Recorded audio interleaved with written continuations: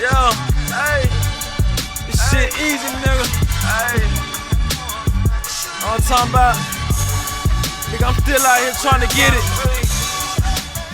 Contender Regime Boxing checking back in with y'all, man. What's happening? JERMALL CHARLO versus SERGIY DEREVYANCHENKO. It's going down, man. September 26th, man. A hell of a fight card, hell of fights.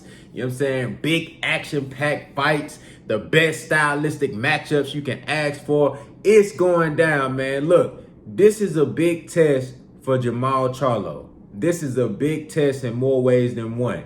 You got SERGIY DEREVYANCHENKO, a guy that's starving for a world title. Starving for a world title. A lot of people thought he beat Triple G. You know what I'm saying? Some people thought that he beat Danny Jacobs. He get to the point to where he can get a world title and he come up short. You know what I'm saying? But in each fight, he puts up a great performance and he goes in there, you know, he brings the fight to you. He throws a lot of punches. He starts slow sometimes. Most of the times he starts slow, but third, fourth, fifth round, he pick it up and he throws a lot of punches. He comes forward, but he's not just a come forward fighter, even though, you know, the last couple of if you look at Triple G had the height advantage and the reach advantage. Danny Jacobs, height advantage, reach advantage. So he really had no choice but to come forward and try to get on the inside. But he works with technique as he comes forward. He goes to the body with precision. He's a relentless body puncher. He continues to throw that body punch and he doesn't abandon the body attack. I love that about Derevyanchenko. You know what I'm saying? He's a very calculated fighter. He applies calculated pressure. You know what I'm saying? He don't just come forward aimlessly. He applies calculated pressure. And I like that about him. Very strong. You know, he did get hurt in the Danny Jacobs fight, but he does have a chin on him. He took some big shots versus Danny Jacobs and finished the fight on his feet. Took some big shots versus Triple G. And like I said, a lot of people felt like he won that fight. I thought it could have been a draw. You know what I'm saying? But he's always in a great fight. With JERMALL CHARLO, JERMALL CHARLO is going to be the taller guy. This is probably the biggest guy that Derevyanchenko ever been in the ring with, as far as professionally. JERMALL CHARLO is probably, if not the biggest middleweight out there, he's one of the bigger middleweights out there. Big, strong, powerful, and like I said, Derevyanchenko is going to want to get on the inside and come forward. JERMALL CHARLO, on the other hand, is going to want to do the same thing. JERMALL CHARLO does not want to be going backwards in this fight. He's going to want to push forward, use his jab, and dictate the pace of the fight and control Derevyanchenko with the jab. I think JERMALL CHARLO's jab in this fight is going to be key. He's going to have to push Derevyanchenko back. I don't think either fighter wants to go backwards in this fight. I feel like JERMALL CHARLO does have the ability to box on the back foot, but I think he's better and at his best when he's able to hunt you down, use the jab, and just break you down systematically over the course of the fight. He does have one-punch knockout power. So at any point in the fight, he can end that fight, I believe so. I think Derevyanchenko is going to do him and Andre Rozier, they're going to be working on some tactics and a game plan on how to keep JERMALL CHARLO going back. They don't want to let JERMALL CHARLO come forward in this fight. They want to push him back so they can go forward, get on the inside and do the bulk of the work and win a lot of rounds.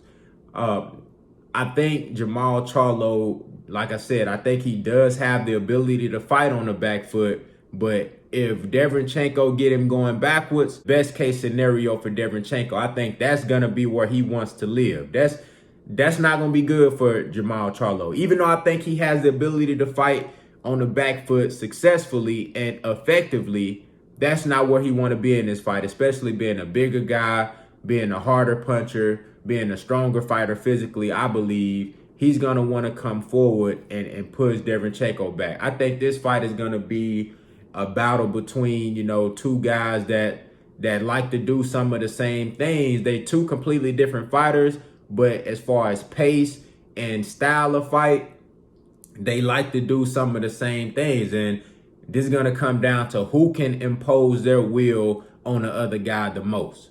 Who's going to be able to push the other fighter back the most of the fight. I think there's going to be some cases in between a fight where one guy's pushing the other one back, the other one is pushing the other guy back. But whoever can keep the opposition going back the most, that's who's going to win this fight.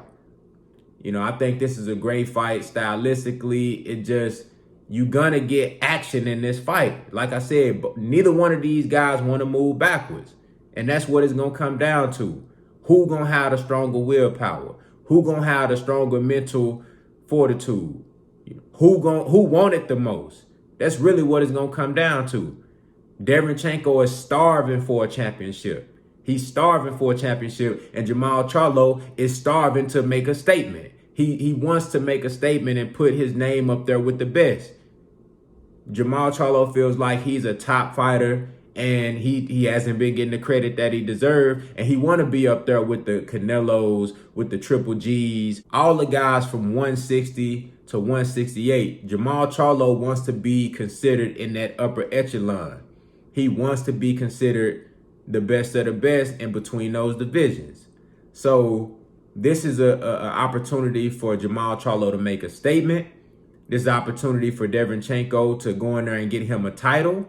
And like I said, it's going to come down to who won it most, man. This is going to be the ultimate battle of attrition. This is going to be the ultimate battle of attrition. Great fight. Great fight. I can't wait. I'll do a prediction on this fight right around the time that I do the prediction for JERMALL CHARLO and Jason Rosario. Maybe like a week or two outside from the fight. And man, I can't wait. This is going to be a hell of a fight, y'all. This is going to be action-packed, worth every penny of that pay-per-view. If you're a real boxing fan and you like action, you going to love this fight. Fuck a name. Fuck the glamour and the glitz. If you want to see a real fight, you going to want to tune in on that pay-per-view September 26th. Y'all let me know what y'all think down in the comments, man. Who y'all got winning this fight? How y'all see this fight playing out? What should be the game plan for each fighter? What does each fighter need to do to come out with the victory? Contender Regime, boxing, I'll holler at y'all boys, man.